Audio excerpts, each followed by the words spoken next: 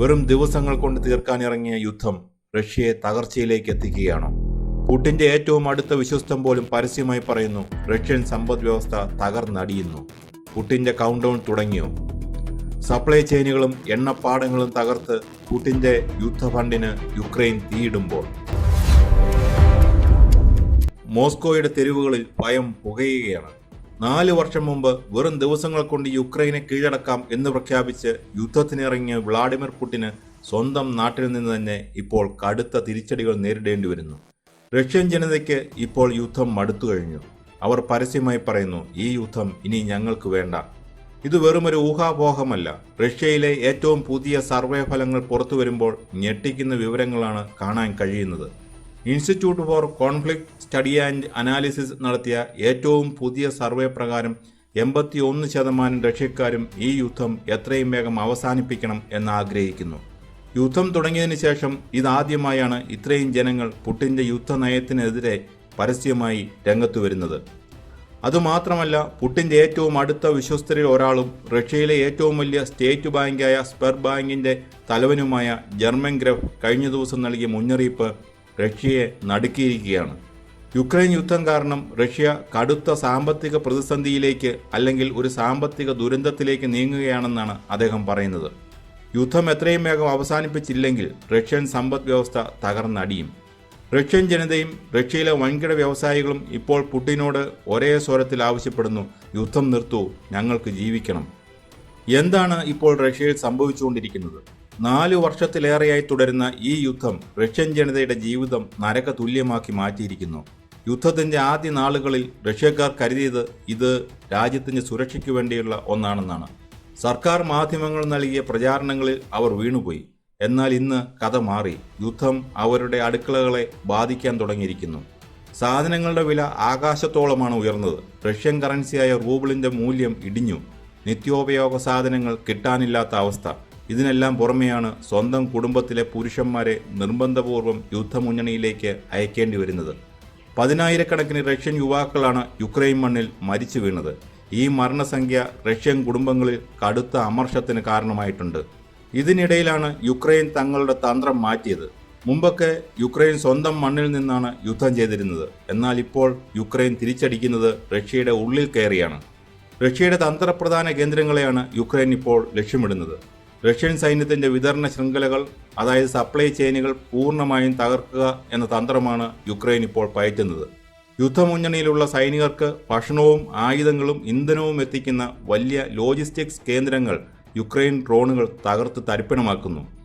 റഷ്യയുടെ അതിർത്തി കടന്ന് യുക്രൈൻ ഡ്രോണുകൾ ഇപ്പോൾ മോസ്കോയ്ക്ക് സമീപം വരെ എത്തിക്കഴിഞ്ഞു. റഷ്യയിലെ എണ്ണ ശുദ്ധീകരണശാലകൾ, വൈദ്യുതി നിലയങ്ങൾ, സൈനിക താവളങ്ങൾ എന്നിവയ്ക്ക് നേരെ നിരന്തരമായ ആക്രമണമാണ് നടക്കുന്നത്. സ്വന്തം നാട്ടിൽ ബോംബുകൾ വീഴുമ്പോൾ റഷ്യൻ ജനതയ്ക്ക് മനസ്സിലായി അവർ സുരക്ഷിതരല്ല എന്ന്. അതുകൊണ്ടാണ് 81% ആളുകളും ഇപ്പോൾ പരസ്യമായി യുദ്ധത്തിനെതിരെ സംസാരിക്കുന്നത്. ഈ കാലയളവിനുള്ളിൽ ഇത്രയും വലിയൊരു ജനകീയ എതിർപ്പ് പുടിന് നേരിടേണ്ടി വന്നിട്ടില്ല. ഇതിനൊപ്പമാണ് സാമ്പത്തിക രംഗത്തു നിന്നുള്ള ഈ വൻ തിരിച്ചടി. ജർമൻ ഗ്രഫ് ഒരു സാധാരണക്കാരനല്ല. റഷ്യയിലെ സാമ്പത്തിക ലോകത്തെ ഏറ്റവും സ്വാധീനമുള്ള വ്യക്തിയാണ്. അദ്ദേഹം പരസ്യമായി മുന്നറിയിപ്പ് നൽകുന്നു, റഷ്യയുടെ സമ്പദ് വ്യവസ്ഥ തകർന്നു തുടങ്ങി. യുദ്ധത്തിനായി മാത്രം പണം ചെലവഴിക്കുന്നതുകൊണ്ട് രാജ്യത്തെ മറ്റു മേഖലകൾ പട്ടിണിയിലാണ്. പലിശ നിരക്കുകൾ കുത്തനെ കൂട്ടിയിട്ടും പണപ്പെരുപ്പം നിയന്ത്രിക്കാൻ ബാങ്കുകൾക്ക് കഴിയുന്നില്ല. റഷ്യ ഒരു വലിയ സാമ്പത്തിക തകർച്ചയുടെ അരികിലാണ് നിൽക്കുന്നത്. റഷ്യയിലുണ്ടാകുന്ന മാറ്റങ്ങൾ എന്തുകൊണ്ട് നമ്മൾ ഗൗരവമായി കാണണം? ഇത് റഷ്യയെയും ലോകത്തെയും എങ്ങനെ ബാധിക്കും? റഷ്യയിൽ പുടിൻ ഭരിക്കുന്നത് ഒരു ഇരുമ്പുമറയ്ക്ക് പിന്നിലാണ്.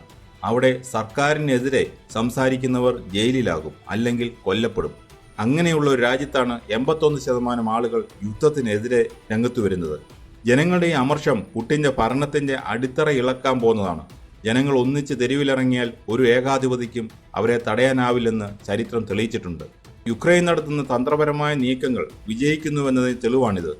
വെറുതെ അതിർത്തിയിൽ യുദ്ധം ചെയ്യുന്നതിന് പകരം റഷ്യയുടെ സമ്പദ് വ്യവസ്ഥയുടെ നട്ടെല്ലായ എണ്ണവാതക മേഖലകളെയാണ് യുക്രൈൻ ആക്രമിക്കുന്നത്. റഷ്യയ്ക്ക് യുദ്ധം തുടരണമെങ്കിൽ പണം വേണം. ആ പണം വരുന്നത് എണ്ണ വിപണനത്തിലൂടെയാണ്. യുക്രൈൻ ഡ്രോണുകൾ റഷ്യൻ എണ്ണശാലകൾ കത്തിക്കുമ്പോൾ പുടിന്റെ യുദ്ധ ഫണ്ടാണ് കത്തുന്നത്. ഇത് റഷ്യൻ സൈന്യത്തിന്റെ ആത്മവീര്യത്തെ പൂർണ്ണമായി തകർക്കും.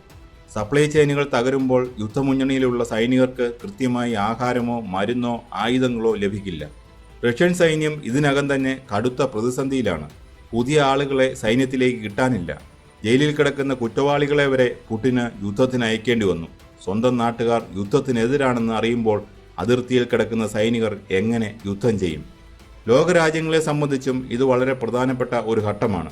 റഷ്യ ദുർബലമാകുമ്പോൾ അത് ചൈന, ഉത്തര കൊറിയ തുടങ്ങിയ രാജ്യങ്ങളുമായുള്ള റഷ്യയുടെ കൂട്ടുകെട്ടിനെ ബാധിക്കും. പുടിൻ കൂടുതൽ ഒറ്റപ്പെടും. ആഗോള വിപണിയിൽ ഇന്ധനവിലയിലും ഇതിൻ്റെ പ്രതിഫലനങ്ങൾ ഉണ്ടാകും. അതുകൊണ്ട് തന്നെ മോസ്കോയിൽ സംഭവിക്കുന്ന ഈ മാറ്റങ്ങൾ ലോകം ഏറെ ഉറ്റുനോക്കുകയാണ്. പുടിൻ ഈ മുന്നറിയിപ്പുകൾ അവഗണിച്ച് യുദ്ധവുമായി മുന്നോട്ടു പോയാൽ എന്ത് സംഭവിക്കും? റഷ്യയുടെ ഭാവി എന്താകും?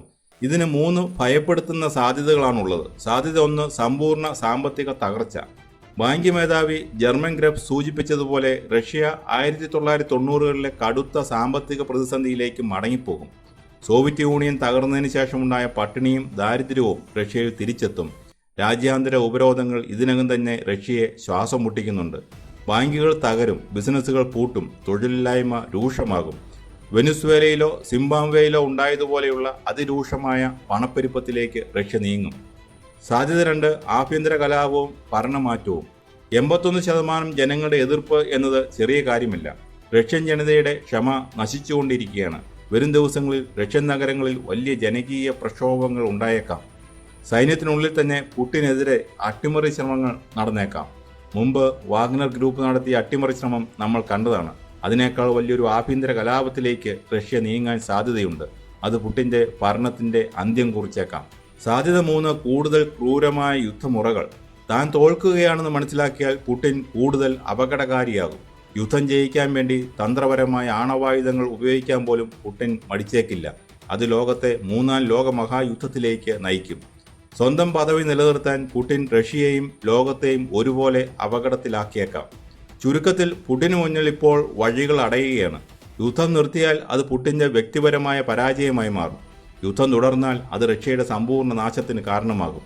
ഒരു കാര്യം വ്യക്തമാണ്, യുദ്ധങ്ങൾ വിജയിക്കുന്നത് ആയുധങ്ങളുടെ എണ്ണം കൊണ്ടോ സൈന്യത്തിൻ്റെ വലിപ്പം കൊണ്ടോ മാത്രമല്ല. സ്വന്തം ജനങ്ങളുടെ പിന്തുണ കൂടി ഉണ്ടെങ്കിലേ ഏതൊരു രാജ്യത്തിനും യുദ്ധം ജയിക്കാനാകൂ. ആ പിന്തുണയാണ് ഇപ്പോൾ വ്ളാഡിമിർ പുടിന് നഷ്ടപ്പെട്ടുകൊണ്ടിരിക്കുന്നത്. 4 വർഷം നീണ്ട ഈ ചോരക്കളിയിൽ റഷ്യയ്ക്ക് ഒന്നും നേടാനായിട്ടില്ല. പകരം നഷ്ടപ്പെട്ടത് 10,000കണക്കിന് ജീവനുകളും രാജ്യത്തിൻ്റെ സാമ്പത്തിക ഭദ്രതയുമാണ്. സ്വന്തം ബാങ്ക് മേധാവിയുടെ മുന്നറിയിപ്പും 81% ജനങ്ങളുടെ ആവശ്യവും പുടിൻ കേൾക്കുമോ? അതോ റഷ്യയെ പൂർണ്ണമായ ഒരു വിനാശത്തിലേക്ക് അദ്ദേഹം തള്ളിവിടുമോ? വരും ദിവസങ്ങൾ റഷ്യയുടെ മാത്രമല്ല ലോകത്തിൻ്റെ തന്നെ ഭാവി നിർണ്ണയിക്കും.